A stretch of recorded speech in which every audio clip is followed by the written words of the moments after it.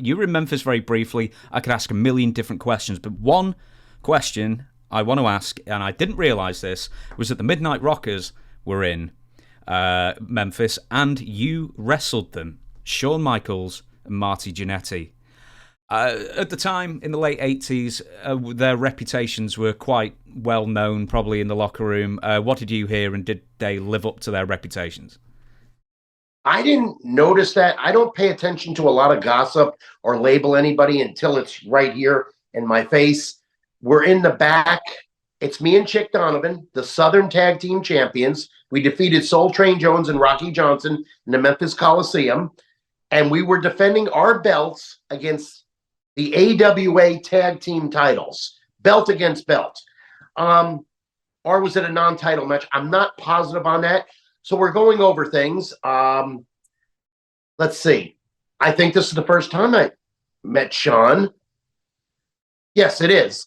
And possibly the first time I met Marty. And we're talking over everything. Everybody's cool. I think there's nothing, maybe some jokes or anything. I don't remember the exact verbiage of the conversation, but there was nothing negative because I would remember. I just remember when the train goes off the tracks. And I liked the match. I love the match.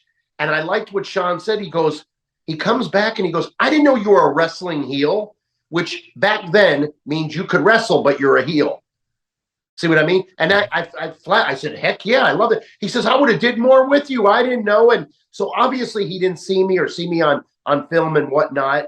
And that was it. Yeah, that was it. It was a good match. We were the semi-main event in the Memphis Coliseum, which that's their big hoo-ha. That that building. I mean, that's where Jarrett and Lawler. I mean, that's the big deal. And many icons have gone through there. So yeah, I liked the match. Everything. There was nothing. It was awesome. Do you have any specific memories or stories of Marty Jannetty in the WWF? Because there's so many. And you're smiling at me already, so you've definitely got one. Okay. Again, I never traveled with Marty. Maybe I've seen things or other things people do. I don't really care. I've heard allegedly he was on tour in Europe and he took the tour bus. He started driving it. I don't know if that's true. I heard that story. Okay. What's cool about Marty Jannetty is, first of all, an ultimate babyface, good worker. It's a shame of certain things that have happened in his life. I don't know if he caused them or whatnot. It's not for me to say or judge. When he's in shape, looks really good. Another good technical wrestler. When I would go one-on-one with him. Or I'd see him looking rough, or I'd see him at a meet and greet. I can't think of anything that was outlandish or you would hear stories or stuff. But one thing he did say to me, this is recent, I'm going to say he said this to me last year or 2 years ago. I almost cried. I was so flattered. He walks up to me, and I don't think he was drinking. And if he was, it was light. And he goes, I just want to thank you, Barry. He says, do you know how many times we worked together, Barry, and you carried that match, and I was out of my mind.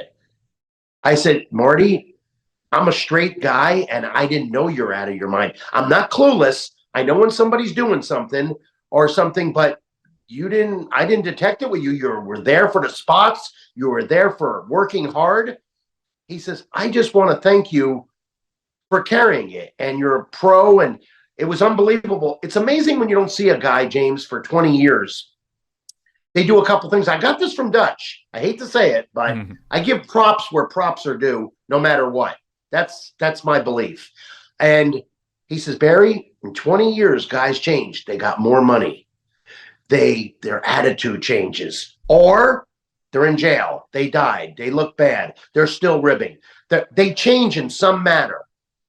And some guys I have met in this business, still the same old stuff, are broke and made way more than me, or some verbally put me over. And I'm thinking in my mind, how come you didn't say that 20 years ago? Well, they're younger, they're in the locker room, and guess what? They don't want their spot taken. I'm just being real. And another one is Ronnie Garvin. so much respect for Ronnie Garvin as a worker, as a man. Who I don't respect is people who don't respect me. And you could feel it. Yeah. The smugness, the kayfabing, the comments.